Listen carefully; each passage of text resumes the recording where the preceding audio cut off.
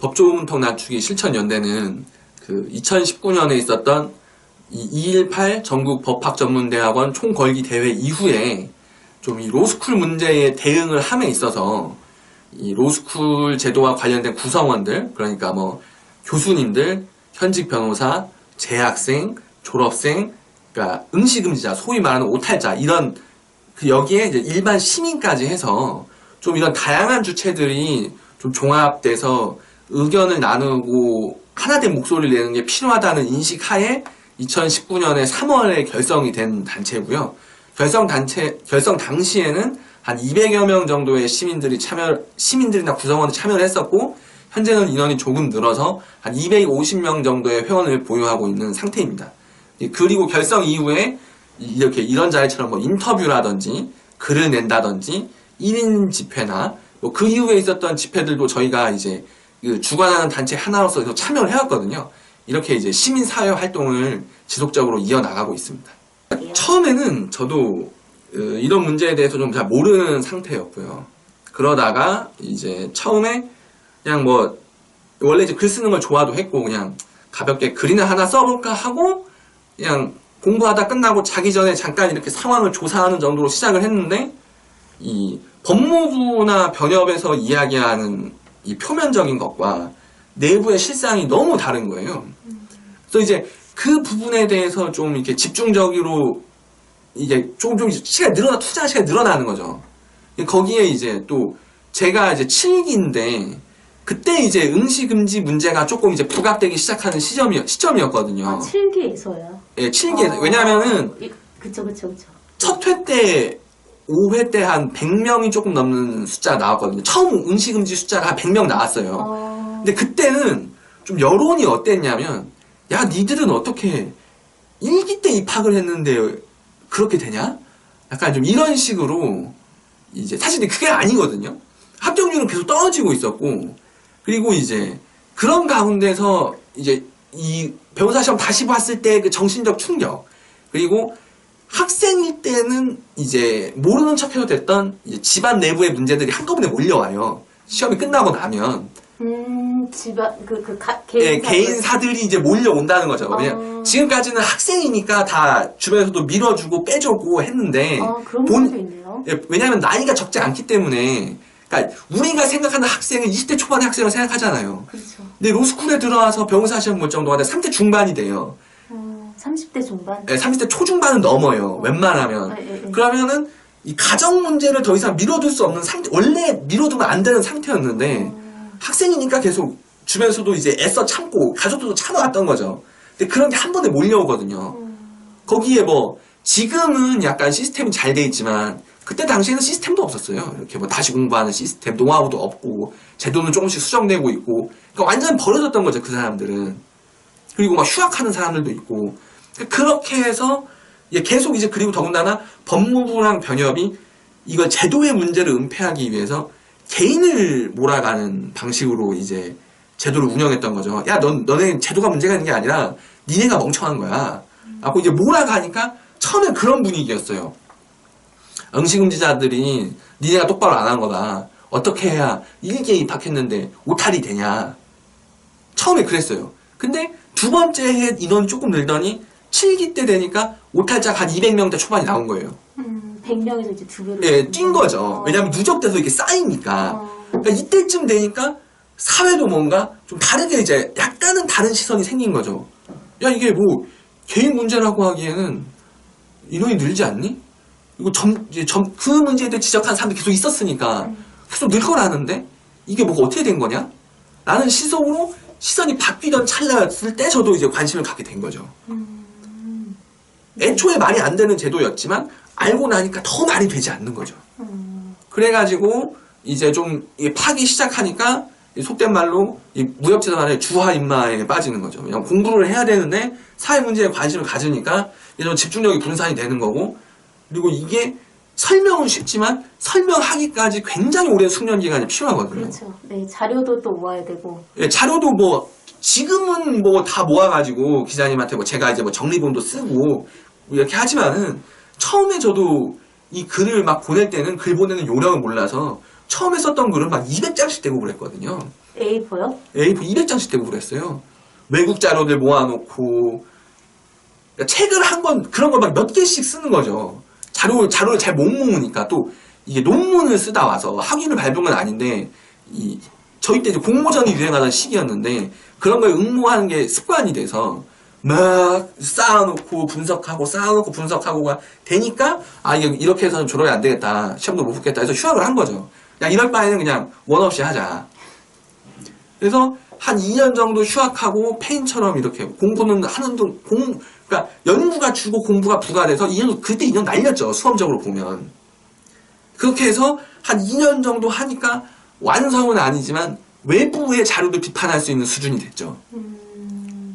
그래서 이제 2019년부터는 저도 이제 뭐 그전에도 약간 글을 쓰긴 했지만 2019년부터는 뭐 잠깐 뭐 기자 생활도 좀 했고 오마이뉴스에서 시민 기자 생활도 좀 시민 등록해서 그 장관 만나러 갈 때도 기자라고 하고 갔던 거거든요. 그거 돼요? 기자 사칭은 아니구나. 네, 사칭은 아니죠. 근데 다른 신분으로. 네, 이것도 약간 웃기는 여담이 속된 말로 그 법무부에 있던 그러니까 이제 공익법무관 중에 같이 밥 먹고 사우나 다니던 친구가 있었어요. 네네. 근데 그 친구가 이제 거기 있으니까 저는 이제 이게 하늘이 주신 기회구나 하고 야 내가 이런 목적으로 왔다. 너도 로스쿨 나오지 않았냐. 좀 장관님하고 좀 이렇게 앵글이 잘 나오게 도와주라고 했는데 그 친구가 저를 법무부 경호 쪽에 고발했어요. 그래서 그때 이제 찾아보시면 보셨어요? 안 보셨어요? 2019년에 그때 사진 보면은 제가 가드들하게 둘러싸여 있어요. 죄송해요. 웃으면 안 되는 상황인데. 아니, 무슨, 예.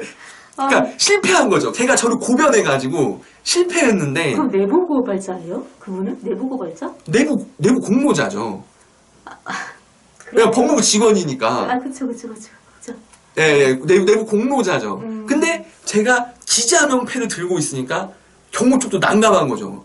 왜냐면 어쨌건 법의 날이었어요. 법의 날 행사 중이었고 기자가 와서 기자 명패 들고 앉아 있는데 법무부 쪽 직원은 저자가 사고를 칠 거라 그러고 경호실도 난감한 거죠. 와가지고 저한테 와서 무슨 뭐 안 좋은 일을 계획하고 있으시다던데요. 니네 뭐야? 난 취재 왔는데요. 그러니까 주변에만 둘러싸고 아무 터치도 못하고 있었는데 제가 장관님한테 면담을 해달라고 소리를 지르니까 그때 가드들이 다 둘러가가지고 원래는 그렇게 해서 시간을 끌어가지고 시간을 뺄 계획이었는데 어떻게든 뺄 계획인데 바지라도 잡고 그런 앵글이 안 나왔죠. 그래서 뭐 다시 본론으로 돌아와서 그렇게 해서 2019년부터 저도 본격적으로 활동을 하다가 이 단체에 합류하게 된 거고 실제적으로 뭐 여러 가지 제가 뭐 설문조사도 했었고 응시금지자분들의 심적 상태에 대해서 이런 것들을 꾸준히 더 하면서 지금은 이 제도가 아주 잘못됐다라는 확신을 가지고 있어요. 이거 말도 안 되는 제도고 지금 아주 엉망이고 실제로 응시금지 되신 분들의 상태가 지금 매우 좋지 않고 실제로 지금 시한부 판정으로 죽어가시는 분들도 여러분 있고 지금 건강이 안 좋으시다고요? 네, 왜냐하면 변호사 시험은 5년 5회만 볼 수 있어요. 네. 저도 만약에 그냥 5회였으면 쉬었을 거예요. 몸 상태가 안 좋으니까. 그러니까 왜 계속 시험을 보냐는 질의에 이게 답변이 될 거예요. 왜 저 사람들은 그러면은 실력이 모자란데 모자란 데는 안 좋게 떨어지는 네, 떨어지는데 야 그럴 거면은 한 2년 바싹 공부하고 좀 쉬었다가 재충전하고 다시 시험 보는 게 좋지 않냐?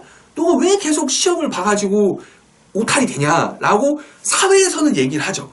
왜냐하면 5년 내 5회라는 것을 정확하게 모르니까. 근데 당사자들은 환장하는 거죠. 본인들도 좀 쉬고 재충전하고 체계적으로 다시 공부할 수 있으면 좋죠.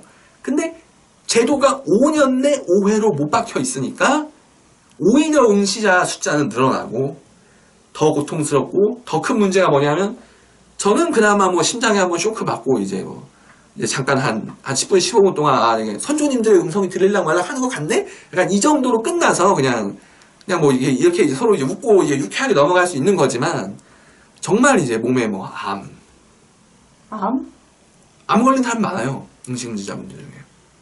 그러니까 사람이 스트레스 스트레스라는 것도 인간에게 수인 한도가 있잖아요. 근데 음식 금지 상태, 그리고 이 음식 금지에 몰리는 이 5년 동안 5회만 시험을 봐야 된다라는 이 극한의 고통이 인간의 정신과 육체를 망가뜨리고 사람을 죽음에 이르게 하는 상태에 이르게 해요. 그러니까 저는 저는 또 이러한 현황에 대해서 설문조사도 하고, 저는 또 그 설문조사를 만들어 봤어서 통계법에 의거해가지고, 물론 뭐 사설 통계는 뭐 국영 통계처럼 뭐 통계법에 의거하지 않아도 된다라고 하지만, 사설 통계도 공신력을 갖추기 위해서 국영 통계와 같은 구조를 따라가잖아요. 변호사협회는 이런 것도 모르지만, 잠깐 디스 한 방 넣고요. 근데 어쨌건 조사를 해봐서 진짜 상태가 심각한 걸 알거든요. 그러니까 더 이게 안 되는 거죠. 뭐 이게 외면하려고 해도 이런 제의가 들어오면 바로 응하는 거죠. 몇 명이나 볼진 모르지만 보는 누군가는 이 제도의 심각성을 한 명이라도 알게 되니까. 그러니까 저도 이제 올해 시험이 이제 257일 남았어요. 제 인생에 돌아오지 않을 하루거든요. 이제는 2번밖에 안 남았으니까. 그럼에도 불구하고 나오는 거는 어떻게든 쉬지 않고 누군가는 이 상황을 계속 알려야 된다는 확신이 있기 때문입니다. 이제 뒤에도 약간 이야기가 연결될 수도 있지만, 이제 1월에 시험을 보시고 4월에 발표잖아요. 그러면은 3달 동안 이제 그 약간 텀이 있잖아요. 그럼 그때, 농사로 치면 이제 농한기처럼 약간 이제 쉼을 가지시고, 그 다음에 이제 다시 이렇게 하면은, 이거는 이제, 개인적인 견해가 아니라 재충전을 할 수 있는 시간이 있지 않을까? 이렇게 생각할 수도 있을 것 같은데요. 그러니까 그거는 어떤 경우에 해당하는 거냐면, 시험 발표가 났는데 뭐 한 문제, 두 문제 근접했던 사람들 있죠. 그런 사람들은 한 달 쉬고 이렇게 하는 게 돼요. 그리고 이 법학 공부를 하는 게 양이 워낙 많기 때문에 석 달 내내 손 놓고 있으면 많은 부분이 감퇴돼요. 그러니까 소위 말해서 초시의 합격률이 높고 제시의 합격률이 떨어지는 이유가 뭐냐면, 물리적인 구조가 3개월이나 쉬면 다시 실력이 회복되는 정도까지밖에 안 되는 거예요. 시스템 자체가. 그래요? 그래서 자꾸 저희 쪽에서 얘기하는 게 발표가 한 달 만에 내라, 최대한 빨리 내라라고 하지만 법무부는 절대 안 들어주죠. 그게 채점하는 시스템을 잘 몰라서 그런데 이제 채점하는 게 이제 어려워서 그런 건가요? 그게? 물리적으로 한 2월 말에서 3월 초면은 서두르면 발표할 수 있어요. 왜냐하면 가능은 한 거다라는 말씀이신 거죠? 왜냐면 선택형은 OMR 카드 돌리잖아요. 이런 거는 뭐 금방 끝나고, 사례는 조금 시간이 걸리죠. 왜냐하면은 그 약 한 3,000 몇백 장 정도 되는 답안을 사람이 수기로 채점을 하거든요. 그러면은 이거는 한 3주는 걸려요. 그 채점은 누가 해요? 근데? 교수님들이 하시죠. 교수가 해요? 아니면 조교가 해요? 변호사 시험은 교수가 합니다. 셀프로 교수님이 직접 해요? 예. 조교가 하시는 거 아니시죠? 아니, 그거는 100% 잘못된 생각입니다. 왜냐하면은 요즘은 로스쿨에서 하는, 그러니까 학부 때는 그런 얘기 진짜 많았어요. 뭐 법대 학부가 뭐 옛날 학부 뭐 아는 사람은 아니지만 그런 이제 나이브가 했었는데, 로스쿨이 들어오면서 아예 싹 바뀌어서 지금 그러면 교수님들, 그런 교수님은 구속됩니다. 그 정도예요? 예. 전혀 그러지 않고, 특히나 변호사 시험 같은 경우는 이 교수님들이 지금 이 상황에 대해서 굉장히 죄책감을 심하게 느끼고 있어서. 어떤 죄책감이요? 그 제도가 이렇게 망가졌고, 자기 제자들 중에 오탈자는 매해 나오고, 사람이 매해 자살하고 있어요, 지금 로스쿨에서. 한 대도 거르지 않고 매해 자살해요. 그러면 지금까지 11명이라고 생각하면 되는 거예요? 7기부터. 7기부터? 7기 때 2명, 8기 때 2명. 작년에도 확인되지 않았지만 저한테 제보 온 거 2명. 올해 확인된 거 1명, 제보인데 정확하게 확인 안 된 거까지 하면 제보만 한 5명은 확실하게 죽었고 3명은 확인 중이고. 단순이라는 표현이 좀 그렇지만 이제 정확하게 시험 때문에 가신 분 선택을 하신 거. 돌아가신 5분 중 4분은 시험 때문에, 한 분은 입학한 지 얼마 안 돼서 사유 불명. 왜냐면 입학한 지 한 2주 만에 돌아가셔가지고 학교도 정확하게 파악이 안 되는 거죠. 자살인 건 맞고요. 네, 자살인 건 확실하고요. 그러니까 법무부에서 일단 합격자 발표를 2일 정도 땡기는 건 꼼수가 있어요. 되게 신기하더라고요. 원래 그렇게 민간에서도 이렇게 합격자 발표를 이렇게 변경을 웬만해서 안 하지 않나요? 그러니까 그 일부러 그런다는 게 설명하는 게 뭐냐면, 그러니까 집회라는 게 우리가 보는 사람은 그 되게 단순하게 보지만 집회 준비도 한 달은 걸리거든요. 그 집회 홍보라는 건 D-Day를 적어놓고 홍보를 하는 거잖아요. 가령 뭐 오늘 집회를 해 그러면은 이게 하루 이틀 만에 사람이 모이지 않거든요. 그렇죠. 한 달은 넘게 뭐 기사 내고 우리가 이날 집회한다, 뭐 좀 와달라, 읍소하고 뭐 사정 하거든요. 근데 날짜를 이틀 땡겨버리면 이게 틀어져 버리는 거죠. 집회를 못하게 되는 거죠. 더 웃기는 거는 이 로스쿨의 교육 구조가 이 월화수목의 강의들이 좀 집중돼 있고 기본 강의들이 집중돼 있고 금요일은 약간 좀 특성화 과목들이 많이 들어가거든요. 그러니까 학교도 좀 학생들도 숨 쉴 틈이 있어야 되잖아요. 그렇죠. 그러면 금요일 날 수업을 하면 금요일 날 만약에 발표를 하면 학생들이 모일 수 있잖아요. 또 중간고사 기간이니까 목요일이면 시험 끝나거든요. 그럼 시험 끝났으니까 금요일 날 집회나 가자가 될 수 있으니까 수요일로 바꾸는 거죠. 그게 근거가 있는 말씀이시겠죠, 당연히? 예, 왜냐면 학교 중간고사 일정이 그렇게 되고 제가 집회를 주도해봤는데요. 그래서 날짜를 땡겨. 그런 일들을 일부러 땡기는, 사실 이틀은 땡기는 이유가 없죠. 그렇잖아요? 차라리 옛날처럼 일주일 먼저 발표한다라고 하면은 오히려 설득력이 있죠. 일주일 땡겨서 같은 요일에. 예. 근데 금요일날 하겠다고 한 걸 수요일날 할 이유는 없죠. 더군다나 뭐 이제 보통 이렇게 얘기하면은 너무 이렇게 적나라하게 드러나니까 법무부에서 얘기하는 핑계로는 그 다들 뭐 일정 조율을 하다 보니 이틀 당겨졌다 그러는데 그거는 이제 아주 웃기지도 않은 소리인 게 그러니까 지금 뭐 이 판사들 쪽에서 제일 민감한 이슈는 이번에 그 재판 소가 조정된 거, 단독 합의고 조정된 게, 그러니까 판사 증언 문제가 이제 그쪽의 핵심이고, 검사는 지금 검수완박이 핵심이잖아요. 이 나머지 변호사 씬에서는 로스쿨이 생긴 이래로 변호사 증감이 10년 동안 가장 민감한 이슈였거든요. 10년 동안요? 10년 동안 지금 계속 싸우고 있는 거거든요. 인원 늘려라, 줄여라, 늘려라, 줄여라. 이게 이 문제를 가지고 변호사 협회장이나 협회 집권 세력이 바뀌는 이슈이기 때문에 이 문제를 가지고서 뭐 누가 일정 조정을 못한다? 이런 일은 아예 없고요. 발표 나는 주에 발표 참석하는 사람들은 무한 대기 상태입니다. 그 집회의 성격은 어떤 거예요, 총장님? 그러니까 요즘은 변호사협회도 집회를 해요. 변호사협회는 줄여라, 로스쿨은 늘려라. 실제로 2019년에 그 전국 법학전문대학원 총궐기 대회가 있으면서 이 법무부랑 변협이 아주 뜨거운 맛을 봐가지고, 그러니까 이제 당혹스러운 거죠. 왜냐하면 그 공무원들의 지상 과제는 아무 일도 없는 거잖아요. 그렇죠. 그렇게 알려져 있죠. 전평이 네. 약간 통설이. 네. 대화 없이 정리하는 것이 공무원들의 이 꿈과 희망이잖아요. 그렇다고 들 하죠. 네. 예. 네. 근데 이제 그 꿈과 희망이 와르르 무너지는 사태가 발생하는 거죠. 그러니까 저같이 이제 뭐 주동자들도 이제 계속 나와가지고 막 뭐 인력 관리에 뭐 생각이 있냐 없냐 뭐 잊어버릴 법하면 뭐 디스하고.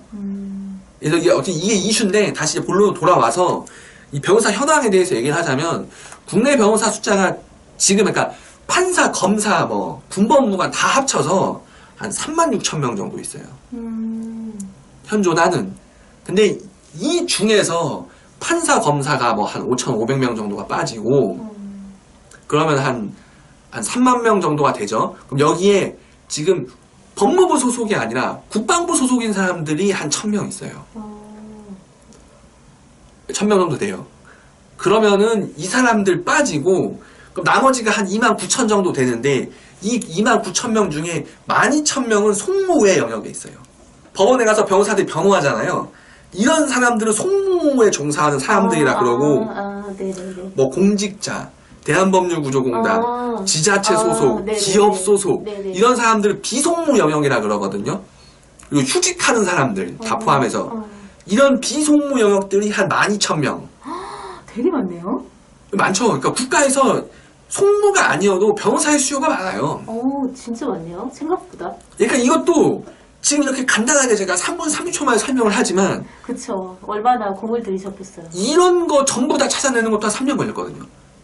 그렇게 쌓여 있나요? 이렇게 겹겹이? 이렇게 드러내야 될 만큼? 그러니까 드러내야 될 만큼이 어떤 말씀이신지. 그러니까 오픈이 잘 안 된다는 거예요. 예, 아예 안 되죠. 왜냐하면은 그 상대방의 반론을 막는 가장 좋은 방법은 상대방을 무식하게 만드는 거거든요. 뭐 그럴 수 있죠.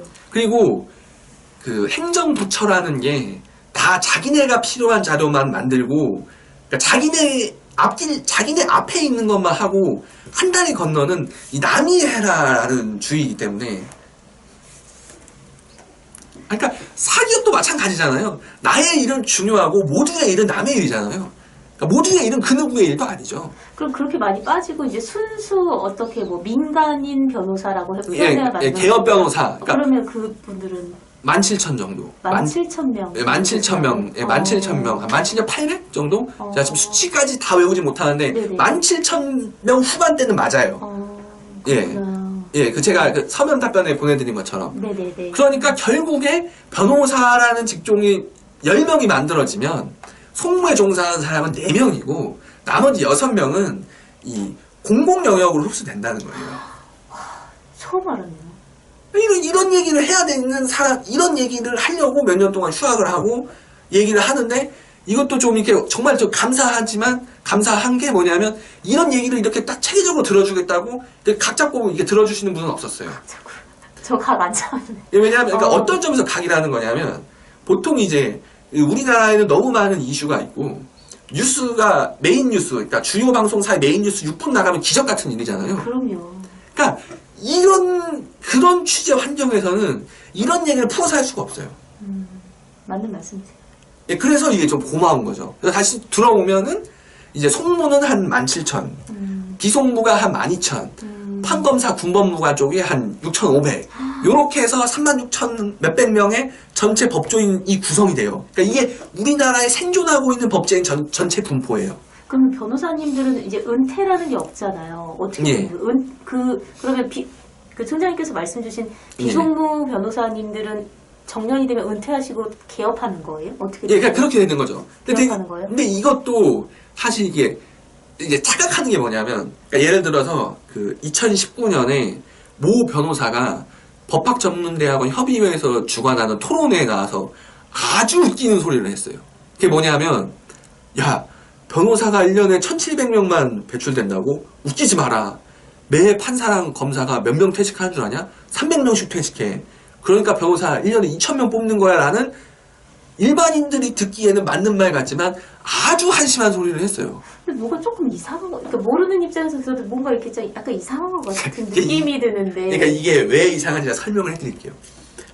A 판사가 퇴직을 했어요. 그럼 퇴직한 자리 공석이잖아요. 그러면 이 퇴직한 A를 B가 메우잖아요. 그럼 플러스 마이너스 몇 명인가요? 그냥 0명 아니에요? 그렇죠. 네. 근데 0명인데 이 사람은 플러스 300이라고 주장을 하는 거예요. 그러니까 그런 식으로 자꾸 이게 막 왜곡되는 거예요. 근데 변협의 이사가 그런 얘기 하니까, 왜냐면 언론도 지금은 어찌 기자님이 좀 이렇게 제 얘기 심층적으로 들어주지만 다들 취재글이 너무 많잖아요, 우리나라는. 그러니까 다들 그냥 협회에서 이사가 그랬어? 그럼 그런 거겠지. 지금은 협회 쪽 얘기를 안 들어줘요, 기자분들이. 왜냐면 협회가 이상하다라는 거를, 그러니까 그 본능적으로 이제 기자님들도 이제 아는 거예요. 몇 년, 어쨌건 취재를 좀 꾸준하게 하면서 몇 년 겪잖아요. 그럼 몇 년쯤 가끔 봐도 몇 년을 가끔 보면은, 쟤들이 이상하구나. 쟤들이 좀 약간 좀 디스를 과하게 하면 좀 치료받아야겠다라는 걸 알기 때문에 요즘은 안 그러는데, 제가 처음 활동하던 2019년까지만 해도 변호사들이 말하면 다 믿어주는 분위기였거든요. 그렇죠. 왜냐면 그 일반인들이 좀 접근하기 어려운 전문적인 그런 영역이니까요, 아무래도. 그러면 예. 뭐 응시 금지자가 오탈자를 말씀하시는 거죠? 예, 응시 금지자가 현황을 이야기 드리면, 그러니까 이번 시험은 아직 제가 정보공개 청구를 해놨는데 아직 자료를 못 받았고요. 그러니까 저번 변호사 시험 10회 때까지 끝나서 발생한 응시 금지자의 총수는 법무부 발표 기준 공식 1,135명입니다. 2021년 예. 135명이요? 예, 1,135명입니다. 알겠습니다. 아주 간단하게 얘기해서, 그러니까 두 관식으로 설명을 할게요. 네. 아주 간단하게 설명을 해서 2,000명의 입학생을 봤는데 합격자가 1500레벨로 결정되니까 그런 겁니다. 500명이 지금은 1700대가 됐지만 저희가 난리를 피고 이제 소위원회도 구성이 한번 됐었고 해서 이제는 기준이 1700선으로 올라갔지만 지금도 마찬가지인 게 정원이 2000명인데 합격자가 1700이니까 매해 300명씩 누적이 되는 거예요. 아주 원인은 아주 심플합니다. 매해 300명씩 남잖아요. 이게 쌓이는 거죠. 그리고 그러니까 이 문제에 대해서도 제가 이제 해설을 할 게 있는데, 네. 그러니까 다른 의학 전문대학원은 왜 95%인데 법학 전문대학원은 왜 50%냐라는 이 의문이 드는 건 당연한 건데 이런 쪽으로 차원을 접근하면 안 되는 거고요. 어떻게 접근을 해야 되는 거냐면 사회의 수요에 맞게 의학 전문대학원이나 이제 뭐 치대 전문대학원, 간호학과는 개설이 됐기 때문에 그만큼의 인원을 수급하는 거예요. 로스쿨도 애초에 1년에 변호사를 2,000명을 수급하겠다는 계획으로 설립이 됐는데 이 계획을 무시하고 합격자 숫자를 축소하니까 문제가 발생하는 겁니다. 잠깐만요. 로스쿨 1년에 그 입학생이 몇 명이에요? 2,000명이요. 딱 2,000명이에요? 예, 2,000명이요. 2,000명인데 법무부인가요? 예. 법무부에서 로스쿨 만드는 거예요? 그러니까 이것도 복잡한 게 로스쿨을 계획하고 처음 설계 제도를 만든 건 교육부예요. 교육부예요? 예. 근데 로스쿨 제도에 대해서 논의가 본격적으로 되면서 그 변호사 시험에 관할 주체만 법무부예요. 그러니까 로스쿨 지금 로스쿨 뭐 평가하고 교수님들 관리하고 운영하고 나머지 99%의 일은 다 교육부가 해요. 오직 하나 변호사 시험만 법무부가 관할해요. 그러니까 꼬리가 몸통을 흔드는 거죠. 왜냐하면 결국에는 테스트를 보고 나가야 되니까 출구를 쥐고 있는 거죠, 법무부가. 그러니까 이제 완전 지금 다 환장하는 거죠. 그럼 애초에는 2,000명을 뽑겠다고 하고 발족을 한 건데, 예. 출범을 했는데, 예. 지금은 4분의 1 컷이 되는 거죠. 75% 합격률 정도 되나요? 그게 이제 아주, 그건 조금 정원 대비 합격률이라는 말이 있는데, 그거는 좀 따로 설명이 필요한 부분이니까. 2,000명에서 75%고, 낭인까지 포함하면 더 낮아진다는 말씀이신가요? 예, 그거 아주 통계의 장난이 아주 심각한 수준이거든요. 그거는. 그러니까 애초에 정원 대비 합격률이라는 게 아예 말이 안 돼요.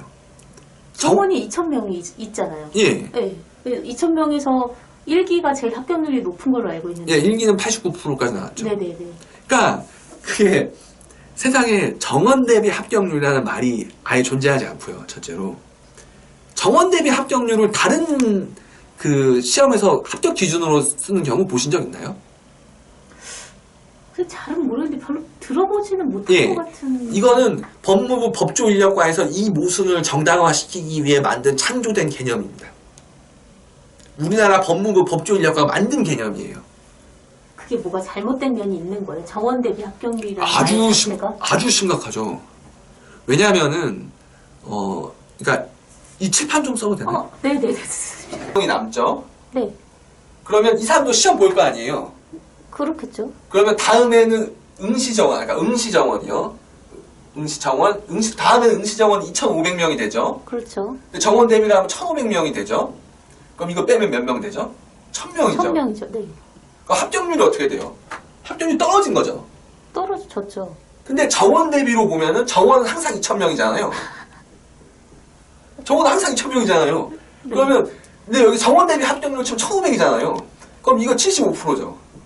이거 75%거든요. 근데 이거는 2,500 대비 1,500 하면 60몇 % 정도 나와요.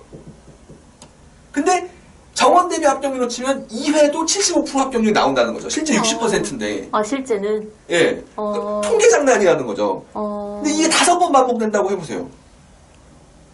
쫙쫙 떨어지는 거죠, 합격률이. 쫙쫙 떨어지는데 외부에는 정원 대비 합격률 75%라고 공표를 하는 거죠. 근데 일반인이 정원 대비 합격률이랑 응시자 대비 합격률을 어떻게 구분하겠어요? 그러면은 지금 앞선 1월에 본 1회 본 사람들은 75% 합격률이었는데 2회는 60%가 됐어요. 합격률이 떨어지고 있잖아요. 그럼 이번에 시험 본 거는 합격률이 몇 퍼센트예요? 53%요. 근데 이게 무한히 떨어지잖아요. 무한하게 그렇게 하면은. 그러니까 오탈 제도를 만들어 놓은 거예요. 그러니까 원래는 오탈 제도가 그런 의미로 만들어진 게 아니고 이렇게 쓰이는 게 아니었는데 이제는 이게 그러면 이거를 이제 계속 떨어지는 걸 막기 위해서 어떻게 해요? 시험 못 보게 해야겠죠. 그래서 매일 250명씩 오탈자로 해서 다 제껴버리는 거예요. 그래서 이게 헌법재판소가 9대 0을 매번 내는 이유고요. 합격률이 무한히 떨어진다. 그러니까 이 제도를 정당화시키기 위해서 매 250명 가량을 계속 희생시키고 있는 거예요. 그러니까 헌법재판소 논거가 이거예요. 법학전문대학원 제도를 유지하기 위해서라는 거. 근데 법학전문대학원을 유지하기 위해서는 2,000명을 뽑으면 되는 거예요. 2,000명 정을 뽑았지만 합격시키면 끝나는 거잖아요. 이렇게 하면 문제가 안 생기잖아요. 의대나 간호대처럼. 근데 이건 못 해주겠다. 근데 제도는 유지해야 된다. 그럼 어떻게 해야 돼? 응시금지 제도가 유지돼야 된다. 이런 결론을, 왜곡된 결론을 내리는 거예요. 그 2,000명이 안 되는 이유는 뭐라고 설명을 하시는 거예요? 그 2,000명이 안 된다고 하시는 측에서는? 그 2,000명이 하는 교육에서 어느 정도 걸러야 된다. 그 얘기를 하는 거죠. 야, 그러면 의대처럼 운영하면 될 거 아니냐? 의대나 의전원처럼 거기서 문제 없지 않느냐라고 하면은 의대랑 법대는 다르다. 우린 법대야. 이게 헌법재판소 판결에 있는 내용이에요. 의학전문대학원과 약학전문대학원과 법학전문대학원은 성격이 다르므로. 그렇게 명시가 됐나요? 예, 다름으로 이렇게? 예, 그러니까 성격이 다르므로 동일시할 수 없다. 헌법재판소 판결문에 있는 내용이에요. 더 웃긴 얘기가 뭐냐면 워딩이 딱 그렇게 나왔어요? 예, 워딩이 이렇게 나왔어요. 법학전문대학원과 의학전문대학원은 성격이 다르기 때문에 청구인들이 의학전문대학원은 이렇게 90% 나오는데 법학전문대학원 합격률 50%밖에 나오지 않는 게 타당하지 않다라고 주장은 타당하지 않다라고 얘기를 하는 거예요. 헌법재판소에서. 말하지도 않은 소리 하고 있는 거죠. 그냥 결론은 안 된다고 해놓고 아무 말이나 하는 거예요. 심지어 헌법재판소 판결문에 운전면허 시험보다 합격률이 높다는 얘기도 있어요. 사람이 이렇게 해서 파면하는데 헌법재판관이라는 작자가 운전면허 시험보다 합격률이 높은데 문제라고 할 수 없다. 운전면허 시험이 합격률이 얼만데요? 전 모르겠어요. 더 쇼킹한 게 뭐냐면 그렇게 판결문 낸 주심이 로스쿨의 석좌 교수로 가 있어요. 헌법재판관이. 네. 실명은 안 얘기하겠습니다. 그러시는 게 좋을 것 같습니다. 예, 이거 정말 쇼킹하죠. 이렇게 쇼킹하니까 이 제도에 대해서 좀 심층적으로 취재하거나 고민했던 사람들은 전부 다 이 제도가 말이 안 된다 그래요. 그리고 이제 어쨌거나 이제 메인 주제가 응시금지니까 자, 응시금지에 대해서도 이 제도가 어떻게 기원이 되었고 어떻게 왜곡이 됐는지도 이 기회에 그냥 명확하게 설명해 드릴게요. 자, 응시금지 제도가 2004년에 이제 교육부에서 처음으로 이분도 이제 이 모 교수님께 이제 연구 용역을 발주했어요. 이제 대한민국 땅에 로스쿨이라는 제도를 만들 거니까 연구를 해봐라 라고 의뢰가 났어요. 그래서 이분이 처음으로 외국의 사례들을 조사하고 그 가운데 이제 어떤 사례가 있었느냐면 이제 응시금지가 외국에 있는 나라가 있었던 거죠. 몇몇 나라가. 지금은 거의 다 폐지됐어요. 아, 그 외국에는 오탈제가 없어요? 그러니까 외국에는 오탈제가 있지만은 있는 경우도 어떻게 하냐면 한 석 달 정도 재교육 받으면 다시 시험 볼 수 있게 해줘요. 그러니까 N차로? 무제한으로요? 예, 맨차로 무제한으로요. 그러니까 우리나라처럼 아예 영원히 시험 못 보게 한 나라는 전 세계에 아무것도 없어요. 이거 왜곡된 거예요. 그러니까 외국 사례를 왜곡해서 인용해 온 거예요. 근데 이때는 어떤 거였냐면 제가 이제 링크를 보내드렸을 텐데 2015년에 이제 국회에서 의전원 관련된 전문조사를 했어요. 이제 어떤 그 내용이 있었냐면은 요 5년 동안 의사가 16,500명이 나왔는데 약 16,500명대가 나왔는데 이 중에서 시험을 5번 떨어진 사람이 98명이 있었대요. 그럼 이게 한 0.3% 정도 되거든요. 0.3% 정도 돼요. 네. 그럼 이거는 이때도 그대로였거든요. 그러면 나라에서 이 0.3%는 이 사람들은 이제 물론 이 사람들의 개인의 직업의 자유나 뭐 행복 추구니 이런 걸 침해하지만 요 숫자는 이제 나라에서 시험을 그만 보게 해야 되지 않겠냐 라는 얘기가 나왔던 거죠. 더군다나 로스쿨은 고시낭인을 없앤다라는 취지로 만들어진 제도니까 요 0.3 정도는 이제 나라에서 이제 시험을 그만 보게 하자. 라고 들어온 제도, 이 0.3%를 이마저도 이제 뭐 재교육 얘기를 해서 뭐 다시 배우게 하거나 못 보게 하자라고 해서 만든 제도가 응시금지 제도예요. 이 제도가. 그러면 그게 못해라는 말씀이신 거죠? 예, 이게 이제 기원이에요. 응시금지의 기원이에요. 근데 법무부에서 제도를 왜곡하니까 지금 로스쿨에서 5년 정도 운영을 하면은 병사가 한 10,000명 나오거든요. 병사 10,000명 나와요. 거의, 10,000명이다. 8,500명 나와요. 8,500명. 지금 1,700 기준으로 하면. 근데 지금 응시금지자가 나오는 숫자로 보면은 1,250에서 1,500명까지 이렇게 응시금지가 되거든요. 그럼 이게 한, 잠깐만, 10%, 20%가 안 되고 한 15% 정도가 돼요. 그럼 이거 지금 한 50, 얼추 50배잖아요. 이게 말도 안 되게 되는 거죠. 이렇게. 애초에 이런 시스템으로 만들어진 걸 왜곡하니까 이런 터무니없는 결과가 나와버리는 거죠. 이게 그 응시금지의 기원, 현재 악용되는 상황. 이러니까 이제 좀 아는 사람들은 다 이거 말도 안 된다, 폐지해야 된다, 이런 얘기가 나오는 거죠. 그리고 변협에서 자꾸 선 김에 설명을 하자면 뭐 외국에도 응시금지 제도가 있다 이런 얘기를 하는데 그거는 이제 너무 다들 이제 국내 법학에 열중하시니까 이제 외국어를 못해서 그런 것 같아요. 이제 보면은 외국은 응시금지를 시켜도 뭐 재교육 무슨 교육을 해가지고 리메디컬인가 아무튼 뭐 교육을 한 3개월 받으면 다시 시험을 볼 수 있게 해줘요. 본인이 사유를 소명하거나 둘 중에 하나 소명이나 교육. 네, 교육을 하면 네. 다 시험 보게 해줘요. 재교육 받거나 그러면 다 해주고 이제 근데 우리나라만 유독 이래요. 일본은 아예 응시 제한이 없고요. 아예 없어요. 그러니까 일본은 예비 시험이 있기 때문에 그러니까 일본은 로스쿨 나온 사람은 3번밖에 시험을 못 보거든요. 근데 일본은 로스쿨 나와서 3번 안 돼도 예비 시험을 볼 수 있기 때문에 응시금지 제도가 없는 것과 똑같아요. 그 예비 시험을 본 다음엔 어떻게 되는 거예요? 예비 시험 보면 다시 변호사 시험을 보는 거죠. 예비 시험 트랙으로 가서. 그래서 우리나라에서 이제 고시 부활을 꿈꾸는 사람 중에서 사시가 부활해야 된다, 예비 시험이 도입된다 두 계열로 나뉘거든요. 근데 이 예비 시험을 도입해야 된다고 주장하는 사람들이 무슨 얘기를 하냐면 변신앙인을 위해서 예비 시험이 도입돼야 된다 그래요. 네. 그래서 무튼 흐름은 이렇습니다. 네. 여담을 하나 더 붙이자면 매해 응시금지자분들은 한 250명 정도가 발생을 합니다. 매해 250명이요? 예, 매해 250명. 좀 더 올라갈 수 있습니다. 일단 그 소리는 정말 그 터무니도 없고 분석이라는 것을 하지 않은 이 답답한 소리고요. 제가 다시 이 칠판으로 가서 네. 옹알이도 해석을 하지 않습니까? 애기들이 옹알옹알 거려도. 그러니까 그 옹알이를 해석하는 마음으로 변호사 협회가 어떤 수준의 생각을 하고 있고 그것이 왜 잘못되는지 설명해 드릴게요. 그러니까 변협의 생각은 1000명에서 가령 1500으로 되었다. 그러면 송무시장에 변호사가 500명이 는다라고 생각을 하는 거예요. 일반 관념이잖아요. 그렇죠. 근데 이게 틀렸어요.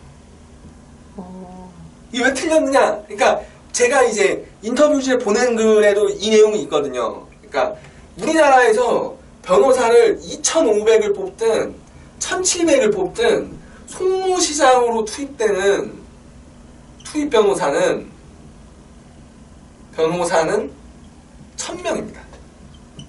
1000명이요? 예. 이거를 증명하기 위해서 제가 아까 초반에 변호사 개왕들을 설명하고 네. 제가 3년 만에 이거를 이제 드디어 깨우치는데 성공을 해서 설명을 드릴게요. 그러니까 변호사 숫자, 그러니까 송무시장에 종사하는 변호사 숫자를 어떻게 파악하느냐?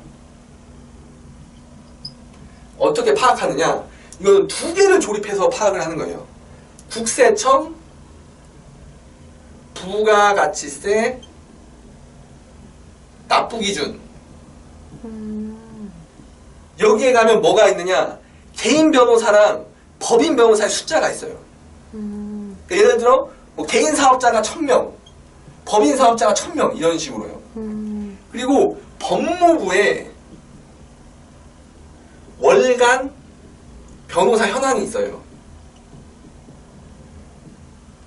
근데 이 월간 변호사 현황에 뭐가 있느냐? 법무법인 소속 변호사의 숫자가 있어요. 아. 그러면 국세청 부가가치세 납부 기준상의 개인 사업자와 법무부 월간 변호사 현황에 법무법인 소속 변호사 숫자를 합하면 송무시장에 종사하는 모든 변호사의 숫자가 나오는 거예요. 그렇겠네요. 예, 이거가 핵심입니다. 그러면 이 자료가 10년째 있으니까 10년치를 쭉 나열한다는 거죠. 변호사 어떻게 늘어났느냐. 네. 그리고 그 가운데 변호사를 몇 명 뽑았느냐를 네. 분석해 보면 변호사가 뽑히는 인원당 송무시장에 몇 명이 늘었는지가 나오잖아요. 그러니까 가령 예를 들어서 2011, 2012, 2013이 있어요. 그러면 요때 마련 잠깐만요.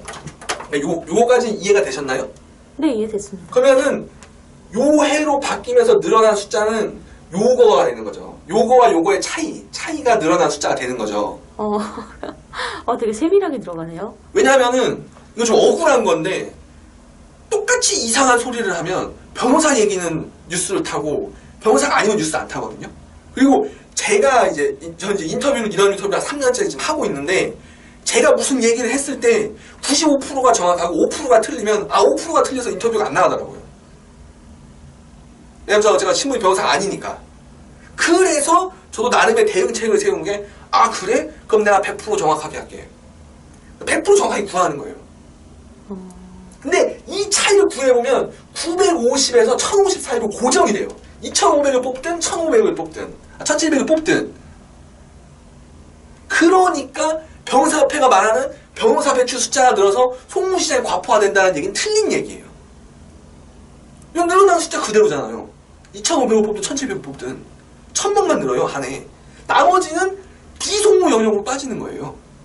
그럼 비송무 영역을 제외한 나머지, 그러니까 그 변호사분들은 그 변호사 자격증만 있고 만약에 일을 안 한다, 예. 거칠게 표현해서 그래도 저 수치에 다 들어가게 되는 거예요? 자동적으로? 예, 그런 사람은 휴직자예요, 휴직자. 휴직자분들. 근데 요 숫자는 휴직자 제외한 거예요. 휴직자 빼고서는 1000명 그대로 1000명 만드는 거예요. 휴직자도 제외했어요, 제가. 이것도 택을 거는 사람들이 있어서 이런 거 끼면은 안 정확한 거 아니냐 그래서 휴직자 수 다 찾았어요. 이 휴직자 숫자는 월간 변호사 현황이 있거든요. 그래서 이것도 제외해서 정확하게, 이건 100% 정확한, 완벽하게 정확한 수치입니다. 단일의 오차도 없습니다. 네, 그리고 이제 요건 일단 해결이 됐죠. 그러니까 이걸 통해 해결한 건 뭐냐? 변협이 생각하는 변호사 숫자가 늘면 송무시장이 과포화된다라는 건 논리적으로 완벽하게 틀렸다는 게 입증이 됐죠. 요 이해되시나요? 네, 이해는 됐습니다. 예, 그러면은 이제 다음 주제로 넘어갈게요. 알겠습니다. 그러니까 다음 주제가 무엇이냐라고 하면은 이제 변호사가 왜 자꾸 펜이 이렇게 나오나? 많이 쓰셔가지고 그러시네요. 다른 분들이. 잠깐만요. 그러니까 변호사가 선임하는 사건이 맞아요. 사건. 월평균 1.12다. 이거 제가 제일 처음 비판해서 그 오마이뉴스 기사 언론사 얘기해도 되나요? 그러니까 모 언론사에 제가 이제 입봉하는 계기가 됐어요. 이게 픽으로 나갔어요. 그날.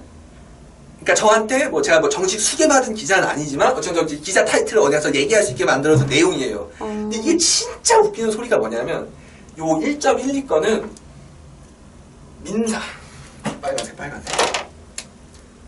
민사 1심 형사 1심만 포함하는 거예요. 전체 사건 중에. 왜요? 이게 왜 이거의 기원도 제가 정확하게 알고 있는데 이 변호사협회에서 자신들의 궤변을 정당화시키기 위해서 희대의 망서를 썼는데 그 희대의 망서가 적정 변호사 수에 대한 연구라는 이상한 책이거든요. 그 정말 지구의 환경을 파괴하고 유익한 것은 전혀 없는 최악의 도서인데 거기에 보면 한 213페이지나 4페이지에 보면은 내용을 자연스럽게 흘려요. 뭐라고 흘리느냐? 변호사의 소득을 파악하는데 가장 좋은 방법은 민사 1심과 형사 1심을 파악하는 거다라고 내용을 흘려요. 교묘하게. 근데 2심, 3심도 파악해야 될 거 아닙니까?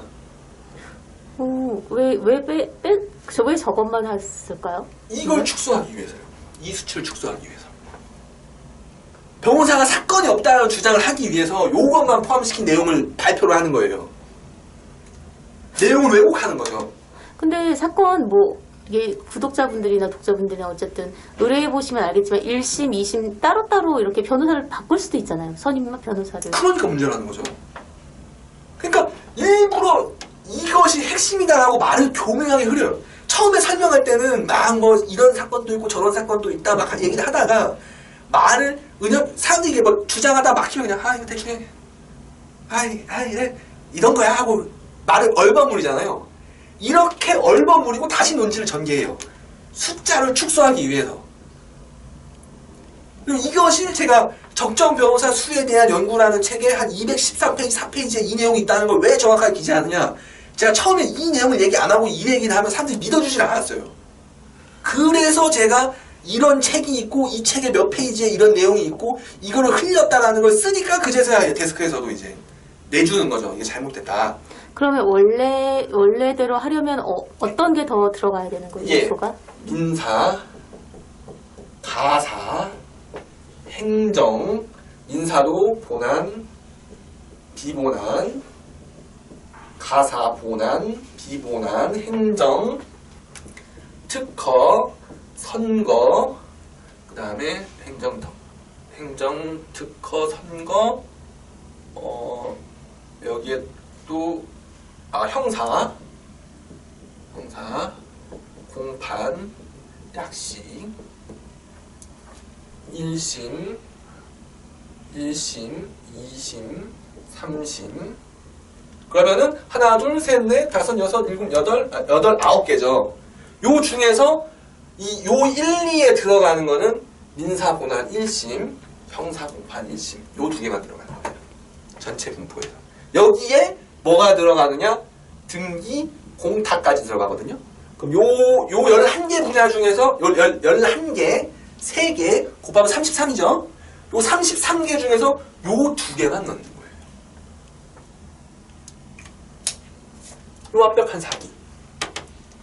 근데 저렇게 정말 완벽한 사기라면 여태까지 그런 거에 대해서 이론을 제기하시는 분이 안 계셨었어요. 총장님 제외하고는? 이론 제기 아무도 안 하니까 제가 수험생도 이거 하고 있는 거죠. 파헤쳐가지고. 왜냐하면은 이런 부분에 대해서 왜 이론을 제기하지 않느냐라고 하시는데 로스쿨에 있는 사람들도 다 법조계 인사들이에요. 그러니까 법조계 인사들의 가장 큰 문제, 제가 생각할 때 그들이 왜 엉망진창이냐라고 했을 때 서로를 희한하게 존중하는 문화가 있어요. 그러니까 헛소리를 하면 저 생각엔 야 네가 하는 소리가 헛소리야 그러지 마 라고 하는 게 저 존중이라고 생각을 하거든요. 근데 서로 이렇게까지 터치를 안 하는 거예요. 왜냐면 이건 전쟁이잖아요 지금.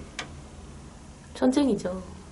이 사실을 언론에 타면서 이 내용들, 요 내용 썼던 것 기사가 거의 없어졌거든요. 근데 전 기자님들도 변호사님도 이해하는 게 요런 내용 쓴 사람은 선임이잖아요. 시니어잖아요. 근데 주니어가 와가지고 기자님 그거 지금 기사라고 쓰셨습니까? 33개 중에 2개만 포함된 건데 31개를 어디다 갖다 먹었습니까? 라는 게 되는 본질적으로 이 내용을 잘못 썼다는 이거죠. 그러니까 이건 잘못 쓰면 기자님들 잘못 쓰면 어쨌든 변협이 잘못한 내용 그대로 받아 쓴 거잖아요. 그러니까 변협이 읊어준 내용 보도자료 그냥 그냥 낸 거예요. 그거는. 그러면 주니어가 가지고 시니어한테 야 너 보도자료 그대로 갖다 냈냐? 분석을 하냐? 이게 되는 거잖아요. 원론적으로 노골적으로. 그러니까 자꾸 부패가 그냥 관례가 되는 거죠. 도전하지 않는 거예요. 그리고 변호사 로스쿨에 있는 교수들도 변호사들이 상당수고 변호사들과 친분 있는 사람들이 대다수이기 때문에 설마 얘들이 이렇게까지 저질인가라는 게 있는 거죠. 네. 근데 저는 그런 쪽으로는 동지애가 전혀 없거든요. 그러니까 이제 이걸 다 파헤치는 거죠. 요것만 되는 거예요. 요것만. 2개만. 그러니까 1.12가 나오죠. 요 민사고난 한 100만. 이거 한 100만 되거든요. 100만. 요거 한 30몇만. 30만. 1년에? 예, 1년에 130만. 근데 1년에 보셔서 아시겠지만 1년에 우리나라 사건 1900만 건이거든요. 이게 분자예요. 근데 이거를 130만으로 축소해버리는 거죠. 더 웃기는 게 있어요. 여기서 끝나는 게 아니에요, 왜곡이. 근데 여기서 말하는 1.12는 전체 변호사 36,000을 대상으로 하는 거예요. 아, 송무 변호사만 하는 게 아니라? 예, 분자를, 이거는 분자 축소. 이거는, 여기서 아까 말했죠. 송무가 17,000이잖아요. 그러면은 이거 한 40%, 45%잖아요. 이거는 분모 확대. 분자를 축소하고 분모를 확대하면 결과가 감축된다. 완벽한 사기극.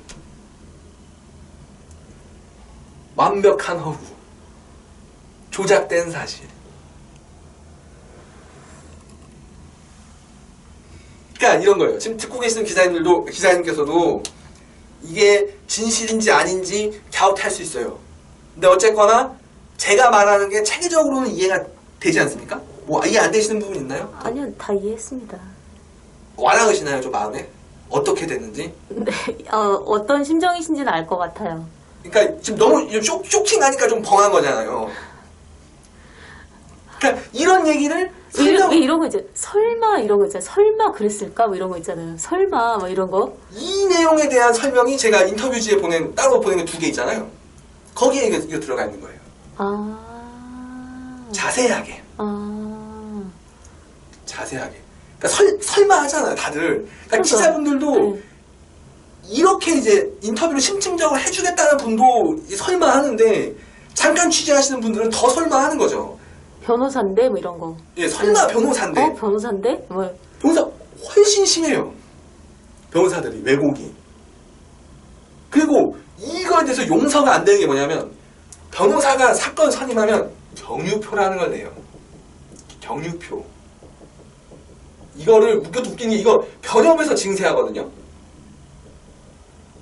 징세하거든요. 그러니까 가령 뭐 민사는 10,000원, 형사는 8,000원 이런 식으로 경유표를 내요. 사건을 선임하면. 이게 무슨 말이냐? 변협은 이게 사실이 아니라는 걸 데이터로 확보하고 있어요. 아, 무슨 말씀인지 알 것 같아요. 그러니까 이게 왜 공개 안 하거든요. 절대. 그러니까 본인들은 이게 사실이 아니라는 자료를 보유하고 있으면서 이거를 은폐해서 사람들로 하여금 속게끔 만들고 이 자료를 공개해서 변호사가 먹고 살기 힘들다라는 허위 주장을 하는 거예요. 근데 변호사 협회에서 저렇게 하는 이유가 뭐예요? 그러면 그렇게 파이가 커요? 저렇게 해서 얻는 그런 실익이 있어요? 실익? 실익이 이제 변호사 숫자가 안 느는 거죠. 권력 집단, 권력을 유지하는 거죠. 특권층으로서. 단순히 그것 때문에. 그리고 변호사들이 그 사회의 잘못된 인식이 대단히 전문가, 똑똑하다라고 생각을 하지만 변호사들은 그냥 법을 잘하는 거지 이런 걸 잘하지 않아요. 자기들이 헛소리하고 자기들끼리 믿어요, 서로. 그러니까 코어, 변호사들 중에서도 연구를 하는 메인 코어들 있죠. 그러니까 저희도 뭐 집회하면 1,000명씩 나오지만 이런 건 저만 하잖아요. 여기도 왜곡하는 핵심 코어들이 있어요. 통계 만질 줄 아는 한두 명 정도는 있어요. 지금은 없는 것 같아요. 요번 협회는 없는 것 같아요. 애들 다들 좀 그래가지고. 근데 어쨌거나 이거를 처음 설계한 자는 이거 알고 설계하는 거, 왜곡하는 거예요. 왜냐하면 좀 이게 기자님도 기사를 쓰시면은 상대방이 어떤 저인지 알고 역량이 나오잖아요. 저도 분석하니까 알게 된 거예요. 최소한 한 명은 이걸 다 이해하고 고의로 왜곡한 겁니다. 그럼 고의로 왜곡한 거 받아보고 이제 다른 협회 모르는 친구들은 뭐, 야 저것이 맞아. 우리가 와 먹고 살기 힘들어. 먹고 살기 힘들어 왜 변호사 계속 하고 있는 거예요? 진짜 먹고 살기 힘들면 그만두지. 공익을 위해서 그러시나? 아니요, 전혀. 그것도 제가 뭐 좀 짬나면 변호사들이 아무 공익 활동을 하지 않고 있다는 것도 제가 이제 좀 설명드리겠습니다. 제가 설명해드릴까요? 네, 말씀 주셔도 됩니다. 그러니까 변호사들이 자꾸 이제 이 공익 타령을 하고 있는데 무료 변론 이런 거 있잖아요. 그거는 전혀 그게 아니고 변호사가 하는 공익 활동은 1년에 10시간이에요. 10시간 하라 그래요. 그 10시간을 채워야 되니까 공익 활동 무료 변론 한 2억 개 하는 거예요. 근데 더 웃기는 게 뭐냐면 변호사가 1년에 할 수 있는 무료 사건은 사건은 10개밖에 안 돼요. 왜? 아까 사건 접수하려면 경유표 내야 된다고 그랬죠. 근데 그 경유표를 변호사협회에서 개인당 10개밖에 안 해줘요. 근데 나는 뜻이 있어. 해줄 거야. 난 15개 하고 싶어. 그럼 15개 못 해요. 왜? 경유표가 안 나오니까. 그래요? 예. 그러니까 공익소송하는 변호사들이 완전 지금 막 정신병 걸리려고 그래요. 왜냐면 자기가 봤을 때 저 사람한테 돈을 받으면 안 되거든요. 근데 난 한 10개밖에 못 해. 그러면 공익소송 하시는 분들은 진짜로 사회에 치명적인 일들을 늘 대비해 하시는 분들이거든요. 그럼 그런 분들은 스페어로 한 3개, 2-3개 놔둬요. 그럼 내가 봤을 때 공익소송을 해야 되는 사람이 오면 고민하는 거죠. 와, 내가 지금 이 스페어를 써도 되나? 내가 이거 썼는데 더 중요한 사건 못하면 어떡해? 그러니까 공익소송 내가 내 돈 내산 하는 것도 아니고 이거 무릎 사건 하면 돈을 쓰거든요, 변호사가. 내가 돈을 쓰면서 해주고 싶은데 그렇게가 안 되는 거예요. 협회 때문에. 그리고 이 10시간 요즘은 무료 변론도 많이 안 하는 게 요즘은 세미나 학회 같은 거 참석하면 2시간씩 줘요. 그리고 법무법인은 법인별로 시간이 할당되기 때문에 시니어가 주니어한테 떠밀어요. 결론은 뭐다? 아무도 안 한다. 근데 변호사협회가 왜 자꾸 공익 들먹이느냐? 우리가 공익적 활동을 하는데 수익을 보장해주지 돼야 되는 것이 아니냐라는 그 말도 안 되는 소리를 하기 위해서 공익을 자꾸 운운하는 거예요. 실제로 공익 활동 하는 게 없는데요. 이거 2시간 이번에 집회 참석하는 사람한테 다 줬어요. 그리고 혹시 녹취 파일 들어보셨나요? 제가 보낸 거? 들어보겠습니다. 꼭 들어보겠습니다. 그거 1분 3초짜리인데 내용에 좀 강렬한 디스가 하나 들어가도 되나요? 편집하실 건가요? 얘기 아니, 듣고 저는 편집 웬만하면 안 하는 좀 편이긴 강렬한 한데 디스가 있는데 들어가도 되나요? 일단 들어보고 판단하겠습니다. 모 지방 변호사협회에서 이번 변호사 시험 발표 날 집회를 소집하는데 현금을 지급하기로 했어요. 아니 근데 소집할 때 그 소집되는 대상은 그러니까 누구예요? 일반 시민이에요? 그러니까 지방 변호사회에 변호사 회원들 보고 집회에 나와달라. 근데 그냥 오라고 하면 안 오니까 일당 20만 원, 교통비 15만 원, 밥값 별도. 여기에 봉사활동 2시간. 이 얘기를 그냥 하면 안 믿으니까 자 녹취록을 떠놓은 거죠. 녹취 떠놓은 거죠. 직원한테 연락해가지고 자기 집회에 참석하려고 그러는데요. 자리 비었나요? 그럼 아무나 갈 수 있다는 거 변호사가 아니어도 아무나? 아니 변호사가 가야죠. 변호사가 자유롭고요. 이것도 진짜 웃기는 게 뭐냐면 이번에 변호사 100명 모였다 그러잖아요. 이번 20일날 집회 100명 모였다 그러거든요. 근데 실질적으로 온 사람 한 50명 정도 돼요. 저희가 많이 세봐서 다 숫자 세거든요. 근데 이 50명 중에 25명은 사무직원이에요. 변호사가 아니고. 왜냐하면 이번에 제 녹취록에 보면 나오겠지만은 이 몇 가지 사실들을 추론할 수 있는데 일단은 돈을 뿌린 협회가 있다. 지방변호사협회 중에. 그리고 돈을 받는 사람의 인원이 정해져 있어요. 선착순 5명, 6명. 이거 왜 정해진 거겠어요? 중앙에 있는 대한변호사협회가 지방변호사협회에 할당을 내린 거죠. 협회에 500명 있는 협회도 지방변호사협회도 있고 100명 있는 협회도 있을 거 아닙니까? 그럼 할당을 내린 거예요. 인원이 하도 안 오니까. 야 너네 5명은 어떻게든 만들어 와. 10명은 만들어 와. 근데 변호사가 가겠습니까? 35만 원 받고? 안 가죠. 왜냐면 자기가 일하면 35만 원 더 버니까 안 가죠. 여기서 이제 사무직원들의 불쌍함이 드러나는 거예요. 왜냐하면 변호사협회 입장에서는 외부에 막은 지극히 수치스러운 일이잖아요. 합격자 수 감소해야 된다고 다들 이것만 털고 인원은 모이지도 않고 이게 무슨 망신입니까? 그러면 어느 사람들이 징발이 된다?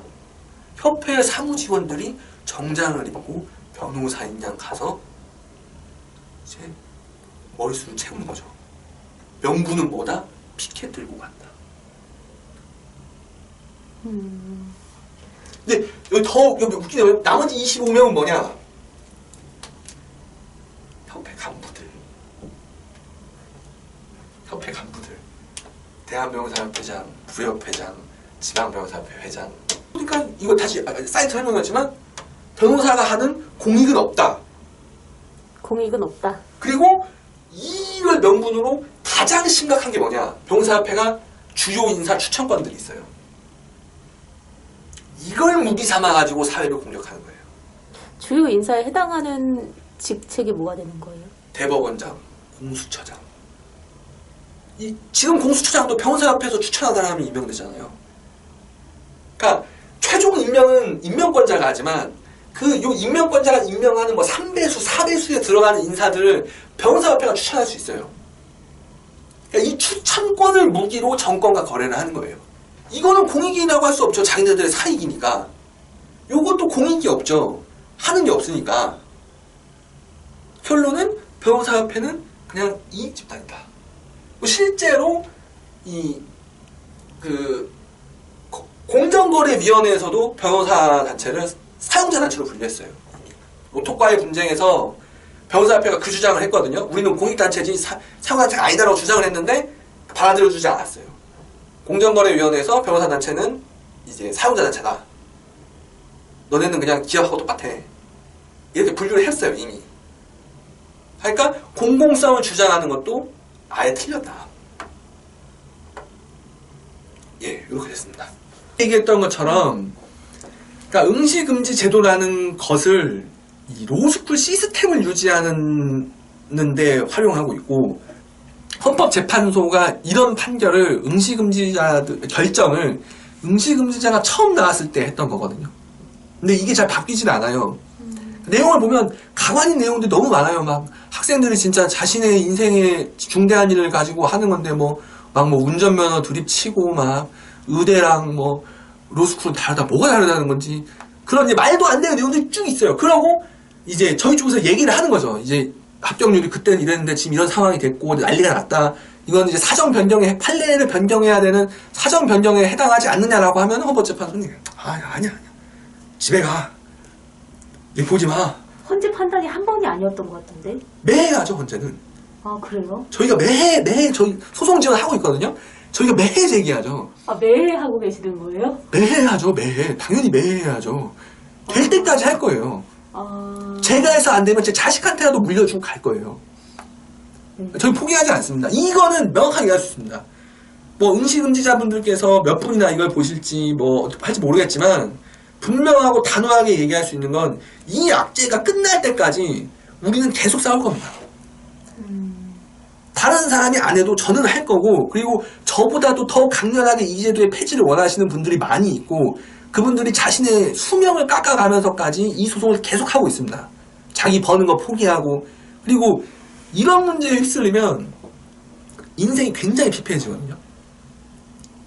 왜냐하면은 이런 투쟁 말씀하시는 예, 이런 걸 휩쓸리면 인생이 굉장히 우울해지고 피곤해지고 세상에 대한 분노만 쌓이고 그리고 그런 분노가 자신의 생업에 중대한 영향을 미치거든요. 그럴 수 있죠.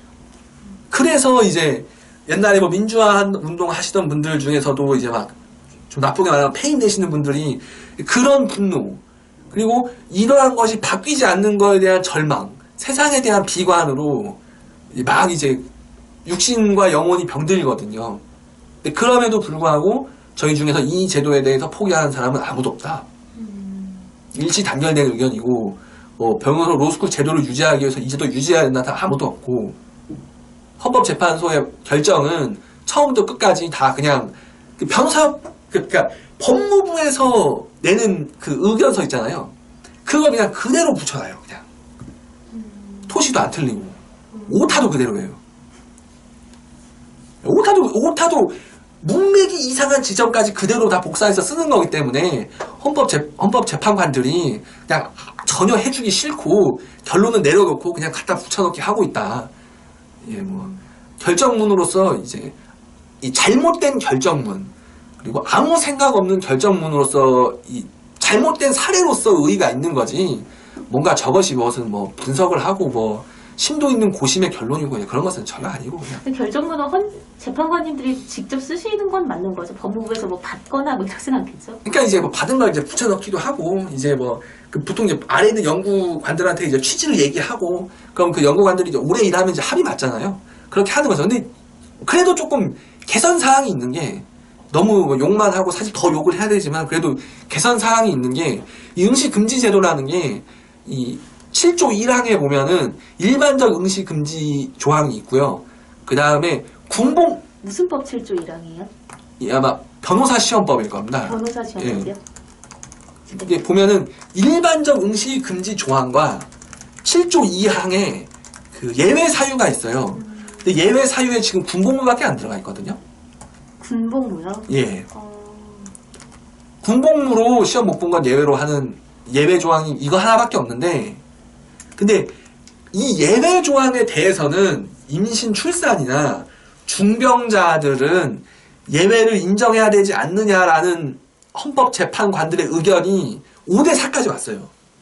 그 여기서 말하는 이제 예외라는 게 5년에서 그 기간을 이제 제해줘야 거죠. 그럼 뭐 내가 뭐 임신을 해서 출산을 했다라고 하면은 5년 동안 5회가 아니라 6년 동안 5회로 해줘야 되는 거 아니냐. 좀 이런 예외 사유는 좀 늘어나줘야 되는 게 아니냐라는 얘기가, 이것도 원래 9대 0이었거든요. 그게 9대 0이었다고요? 예, 그게 9대 0이었는데 저희 쪽에서 몇 년 동안 물고 늘어져가지고 5대 4까지 왔어요. 그러니까 알면 알수록 이 제도에 대해서 분노를 금할 수가 없습니다, 진짜. 모든 직업이 다 어느 정도 사적 욕망이 있죠. 근데 그런 사적 욕망만이 100%인 건 아닙니다. 그러니까 그럼 비율은 어떻게 돼요? 저 같은 경우도 그렇고 대다수가 이제 보통 로스쿨 온 사람 30대가 넘기 때문에 사명감을 가지고 와요. 내가 직장을 그만두거나 취업을 포기하고 오는 거기 때문에 네네. 내가 직업으로서 이것을 해야겠다고 오는 거예요. 직업 학교잖아요. 그러니까 내가 인생의 중대한 기간에, 그러니까 사실 뭐 모든 사람의 삶이 다 똑같지만은 이 80대의 10년 8년과 30대의 10년 8년은 아주 다르거든요. 다르죠. 근데 다르죠. 이 30대 인생의 설계에 가장 중요한 시즌을 투자했기 때문에 투자한 거에 대한 회수를 해야 된다는 거죠.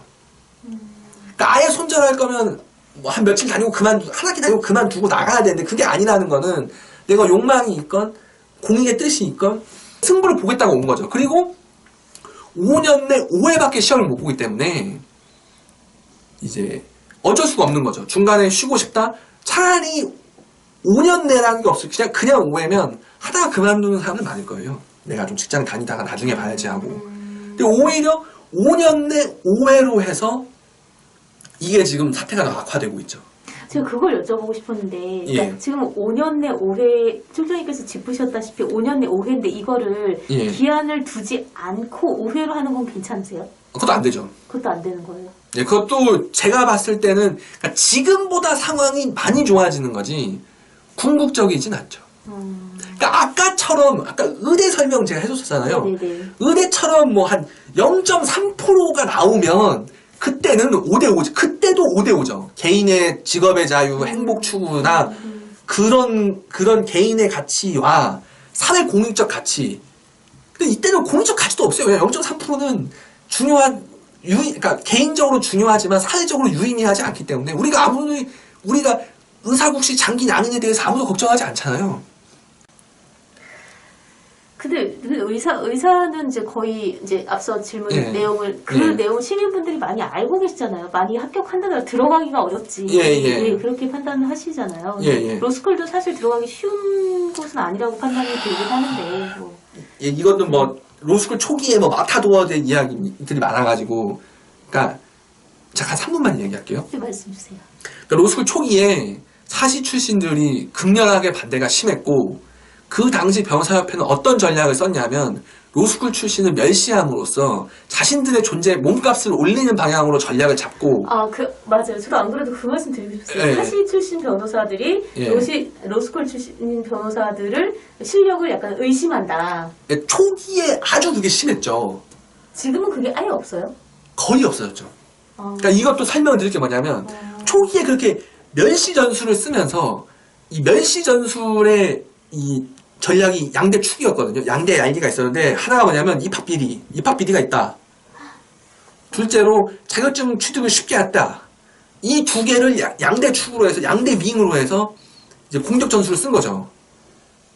그래서 요즘 의전원이 막 터지고 난리인데 로스쿨은 안 터지잖아요. 이게 왜 그러는 거냐면 이 문제를 가지고 로스쿨 출범 당시에 말이 정말 많았어요. 뭐 누구 아들이 들어갔네. 맞아. 그런 거 뭐 있었죠. 했네. 예, 보도도 됐었고. 예, 보도도 사실 그렇게 해서 들어간 게 아니고 그때 로스쿨 제도를 불신하는 사람이 워낙 많았거든요. 근데 그러면 이런 불신하는 상황에서 아니다 로스쿨이 정착할 거다라고 말하는 사람 누구겠어요? 당연히 교수랑 아는 사람들이 교수한테 얘기 듣는 사람이 아는 거죠. 이 제도가 장래에 안착될 거다. 변호사들은 자기네들이 의심해서 입학 안 하게끔 만들어 놓고 딴소리를 하는 거죠. 입학하니까. 그래서 무슨 얘기를 하려고 하는 거냐면 로스쿨이 이 문제에 대해서 굉장히 철저해요. 로스쿨은 100% 다 블라인드 면접하고요. 점수를 다 쪼개놔가지고 원장도 개입할 수가 없어요. 입시 문제에는.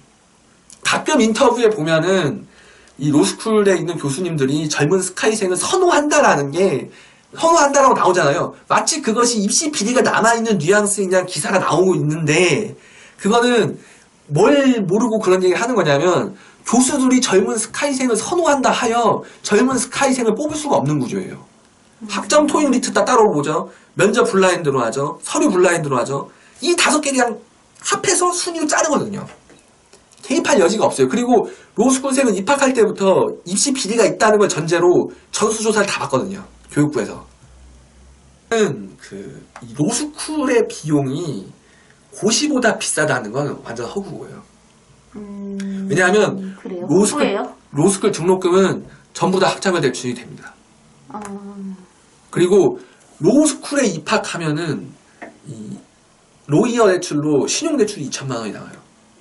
그래요? 예. 그리고 직업이 없어도 되는 거예요? 예. 그러니까 지금은 엄청 많이 축소됐죠. 왜? 합격률이 줄어드니까. 근데 그러니까 이것도 합격률 줄어드는 문제지. 지금도 그래도 하나은행에서 해줘요. 2천만 원 마통을. 그래요? 그럼 2천만 원 나오죠. 그리고 거기에 대학원 다니면 생활비 대출 150만 원 되거든요. 1년에 300. 한 달에? 1년에 한 학기에 300만 원, 150만 원 생활비 대출이 나오거든요. 학자금 대출. 국가에서 해주는 학자금 대출. 한 학기에서 150이라는 말이에요? 예. 그럼 1년이면 300만 원이죠. 그럼 3년이면은 900만 원이잖아요. 그럼 내가 돈이 한 푼도 없어도 등록금은 국가장학금으로 해서 학자금 대출로 내주고 3년 동안 2,900만 원이 주어져요. 그럼 1년에 한 1,000만 원 정도죠. 근데 여기에서 학교 다니면 기숙사 들어갈 수 있죠. 기숙사에서 밥 먹여주죠. 그러니까 이런 비용을 국가를 통해서 지원받을 수 있는, 그러니까 고시라는 비표준적인 생활 영역에서 대학원생이라는 신분 있는 표준 영역으로 바꿔놔서 국가에서 이미 100% 다 지원해주고 있어요. 그러니까 지원은 아니죠. 돈을 갚아야 되니까. 그러니까요. 그러니까 그 보조를 해주고 있어요. 근데 땡겼을 수는 있다 이 말씀이시죠? 예, 그러니까 버틸 수 있어요. 돈이 없어도 3년 내내 일 안 하고 아껴 쓰면 한 달 생활비가 80만 원 정도 되니까 집에서 한 20만 원 그마저도 안 받고 생활하는 사람도 있고. 그러니까 뭐 기숙사 해봐야 뭐 한 달에 한 25만 원, 식비 한 10만 원, 나머지 한 45만 원 가지고 뭐 책 같은 거 도서관 가서 빌려보고 그래 버틴 사람도 초기 때는 있었어요. 그냥 그때 합격률이 높았으니까. 지금은 거의 없죠. 합격률 떨어져서 학원 수업을 들어야 되니까. 로스쿨 다니면서 학원 다닌다는 예, 말씀이죠? 그렇기 때문에 지금은 안 되는 거지. 합격률이 정상이었던 1기, 2기 때는 그런 사람들이 많았습니다. 그러니까 근데 고시를 다시 돌아서 고시를 예로 들어볼게요. 고시하면 누가 돈 내줘? 나라에서 돈 빌려주나요? 안 빌려주죠. 누구 돈으로 하나요? 부모 돈으로 하죠. 그렇겠죠. 대체로 가족이 예. 지원을 받겠죠. 그러니까 고시하는 사람의 소득 수준이, 그러니까 고시하는 자들의 부모의 소득 수준이 로스쿨 쪽 부모보다 소득이 높아요. 장담할 수 있으세요, 수명이? 100% 할 수 있습니다. 이것도 제가 글을 하나 써서 이미 냈습니다. 그러니까 로스쿨 쪽이 고소득자라고 분류가 되기 시작한 게 언제냐면 2019년 8월에 교육부에서 발표하는 대학생 소득 분위를 기준으로 2019년부터 이 얘기가 나왔어요. 이것도 제가 설명을 해드릴게요.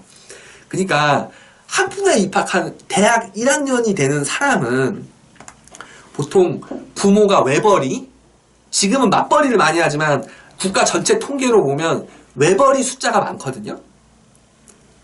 그럼 외벌이 하는 부모가 50대일 때 이제 통계를 재는 거예요. 근데 로스쿨에 들어오는 사람은 부모가 다 거의 웬만하면 60이 넘거든요. 본인이 일하다 온 사람도 많아요. 그리고 우리나라는 소득 구조가 여자들, 특히 여자분들 소득 구조가 자식을 다 대학 보내고 나면 식당이나 이런 1차 노동에 종사를 하고 남편은 정년에서 소득이 감소하고 자식도 버는 구조가 된단 말이에요. 여기까지는 이해되시죠? 네네. 그러면은 교육부에서 하는 소득 통계는 부모자 3인을 기준으로 해요. 그럼 20살 때는 부만 벌던 게 로스쿨에 오면 부모자가 번다는 거예요. 그러면 명목 소득은 늘어요. 근데 실질적인 삶은 매우 불우해지는 거죠. 그러니까 혼자 500만 원 버는 사람과 3명이 600만 원 버는 사람의 집안 소득, 생활 수준을 비교하면 혼자 500이 훨씬 높거든요. 어떤 말씀인지 알 것 같아요. 그리고 제가 그거를 분석해가지고 전부 다 소득 분위가 0만 원부터 1295만 원까지 제가 분석하는 당시에 그거를 전부 1295등분을 해서 10년 동안 물가 상승률, 임금 상승률이 한 1.7배 되거든요. 그 1.7을 곱해가지고 그래프를 새로 그려본 결과 양자가 완전 일치해요. 그래요? 예, 제가 그거 2019년에 썼어요. 그 내용은 당연히 나오는 어택이었기 때문에 그 부분을 극복하기 위해서 저의 휴학 기간은 3개월이 들어갔죠. 이거는 만약에 원하시면 내용을 제가 그 썼던 글의 링크를 찾아서 보내드릴 수 있습니다. 그 로스쿨생이 고소득자라는 분류는 그 국회의원들이 그거 발표할 때 아무 생각 없이 발표를 해가지고 왜냐하면 그러니까 애초에 30대가 넘은 로스쿨생의 소득 수준을 20대 외벌이 하는 사람들의 구조로 분석하면 안 되거든요. 그럼 구조가 다르잖아요. 그럼 새로운 틀을 만들어야 되는데 국회의원들은 하는 일이 없고 그냥 대충 보는 거를 대충 발표하는데 사회에서 그걸 진실이라고 생각하니까 100% 왜곡된 내용입니다. 그래서 그거는 자신있게 얘기할 수 있습니다. 그러나 그거는 로스쿨생이 고소득자라는 건 100% 허구입니다. 예. 그렇군요. 예. 그런데 이제 어쨌든 사전 답변지에서 주신 내용이 이제 예. 시민들이 이제 지역 로스쿨에서 시민 로스쿨 해서 급하게 예. 가능하고 그다음에 죄송해요. 아니 로스쿨 그렇게 공부하고 싶으면 로스쿨 들어와라 그러셨거든요. 그러니까 그거는 그게 저는 되게 좀 그러니까 그거는 이제 어떤 거냐면 네. 그러니까 일단은 로스쿨이 생긴 이 학교는 원래 사법시험자를 많이 배출하던 학교였고 그리고 대개 수능 점수가 그 지역에서 가장 공부를 잘하는 수재들이 다 입학하던 부서였어요. 법대가 늘 위치가 그래 왔잖아요. 근데 여기서 일반 시민의 접근권과는 솔직히 오히려 지금이 더 넓어졌다고 보는 게 맞아요. 이게 좀 약간 당혹스러우실 수 있으시지만 왜냐하면 기존에 있던 학부생들이 로스쿨 없어진데 학부생들이 한 10,000명 좀 넘거든요. 한 12,000, 13,000 정도 되거든요. 이게 6,000이 됐어요. 이런 측면에서는 줄어들었다고 할 수 있어요. 근데 그렇다고 해서 이런 감소가 일반 시민의 법학 접근성과 연관이 되느냐 하면은 그거는 좀 죄송한 얘기지만 그건 아니라는 거죠. 그럼 애초부터 법대라는 거는 수능 상위 4% 얘네가 가던 학교였고 애초에 4%만 가던 거였는데 그러니까 애초에 접근성이 낮았다라고 하면 그건 맞는 말이죠. 애초부터 야 수능 그 정도 봐가지고 가는 사람들만 가는 건데 거기에 애초에 시민은 없었는데 왜 갑자기 시민 얘기를 하냐가 나오는 거죠. 그리고 로스쿨도 이제 그런 지적을 받아들여서 지자체별로 시민 로스쿨 같은 걸 지방에서 열려서 계속 하고 있거든요. 그래요. 예. 그러니까 검색해보 시민 로스쿨이라고 키워드 그래서 검색해보시면 부산, 뭐 제주, 뭐 울산 이렇게 시민 강연들이 나와요. 그것도 그러한 지적이 있었고 그러한 지적에 시민들이 공감했기 때문에 지자체에서 만들어서 운영을 하고 있는 겁니다. 근데 이게 이제 좀 예. 지역적인 말씀일 수도 있는데 예. 사실은 뭐 학생률이 3%대라고 하는데 예. 어쨌든 법대를 가지 않아도 그다음에 뭐 대학도 뭐 고등학교도 나오지 않고 뭐 검정고시나 뭐 이렇게 해서 그러니까 진입은 할 수 있었다는 거죠. 그 사람들의 당락은 예. 둘째치고 예. 진입은 가능했는데 로스쿨은 학부를 졸업을 해야 되고 거기에서 또 학비가 들어가고 이렇다는 거잖아요. 그 지적은 일리 있는 부분이 어느 정도는 있습니다. 그러니까 일리 있는 부분이 어느 정도 있다라는 말이 그렇게라도 진입할 수 있지 않느냐라는 건 지적은 타당합니다. 그러니까 그거는 원래 이런 얘기가 나오면 어떤 논의가 있어야 되냐면 로스쿨의 정원이 확대돼야 되는 거예요. 문호가. 문호가 좁다라고 느끼기 때문에 그 지적이 나오는 거거든요. 그런가요? 그러니까 경제적인 측면도 있잖아요. 그러니까 경제적인 측면은 아까 설명드렸다시피 빚으로? 돈이 빚으로? 그리고 네. 돈이 없어서 로스쿨 못 온다는 말은 로스쿨 못 가고 난 고시하겠다라는 말은 그건 거짓말인 게 돈이 없는 사람은 로스쿨에 와서 생활하는 게 훨씬 수월합니다. 그러니까 가령 내가 돈이 없어. 근데 나는 로스쿨 등록금을 못 내. 그럼 나라에서 학자금대출 받아도 내면 되고 오히려 고시하려고 돈을 모으는 게 훨씬 오랜 세월이 걸리지 않나요? 고시하면 그러니까 돈이 부모한테 내가 지원받을 수 있는 게 빵원이에요. 그럼 고시하려면 돈을 모아야 되는 거잖아요. 근데 그거는 모순이라는 거죠. 로스쿨에 입학하면 나라에서 지원 학자금 대출을 다 해주고 생활비도 다 1년에 한 1년에 한 1,000만 원 정도는 그러니까 대출을 받아 쓸 수 있는데 나는 이렇게 지원이 나오는 거는 돈이 없어 못 하겠고 나는 내가 다 벌어서 내가 다 돈을 내야 되는 고시는 할 수 있느냐 라고 하면 이거는 아니라는 거죠. 근데 말씀하신 부분 중에 타당한 지적이 뭐냐면 로스쿨은 고졸은 갈 수 없지 않느냐 라는 고졸은 도전할 수 없지 않느냐 라는 그 지점은 맞는 지점이에요. 근데 거기서도 이제 무슨 문제가 나오느냐 그러면 과연 요 한 십몇 년 동안 고졸 출신이 합격한 경우가 있느냐 사실 합격한 경우가 있냐면 그거는 이제 거의 0이라는 거죠. 근데 대학 중퇴자들은 있지 않아요? 대학 중퇴. 그러니까 대학 중퇴는 고시에 합격하고 학교 다녀야 되는 세월이 많으니까 중퇴해버리는 거죠. 아 무슨 말씀인지. 일단은 저는 제가 이 활동을 하면서도 주변에는 동참해달라는 얘기는 단 한 번도 하지 않았거든요. 왜냐하면은 이런 문제는 원래 전담하는 사람이 있어야 돼요. 그리고 어쨌거나 뭐 제가 뭐 십자가를 맺으니까 뭐 저 교회 다니지 않지만 했으니까 이런 문제는 걱정하지 말고 다만 이제 이곳에 지금 상황이 정말 좋지 않다는 거. 그리고 좀 저는 입학은 7기에 하고 졸업은 2년 휴학해서 9기에 했는데 더 상황이 지금 어쨌거나 좋아지는 면도 있지만 크게 개선되진 않았고 그때는 제가 7기 때인데 왜 얘기를 하냐면 저 때는 3기랑 4기를 봤기 때문에 이때까지만 해도 널널했어요. 그들한테 미안한 얘기지만 그때까지는 좀 낙관적인 분위기가 강했고 좀 약간 여유도 있었고 그랬는데 이제는 그런 게 아예 없거든요.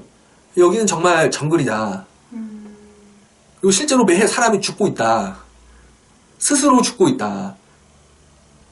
그러니까 마음을 독하게 먹고 와야 된다. 어설픈 마음으로 왔다. 그리고 뭐 내가 해결되지 않는 주변 상황이 있다가 안 오는 게 낫다. 그거 안고 가기에는 이제는 경쟁 구조가 그런 구조가 아니다. 해결되지 않는 주변 구조는 어떤? 뭐 집안의 빚, 본인의 채무, 뭐 청춘 사업 문제, 주변 문제, 내 직장 문제 이런 게 정리되지 않으면 이제는 안 오는 게 맞다. 그렇게 가서 열심히 해서 되는 구조가 이제는 아니다. 원래는 되는 구조로 설계했던 건데 악화돼서 지금 되는 구조가 아니다.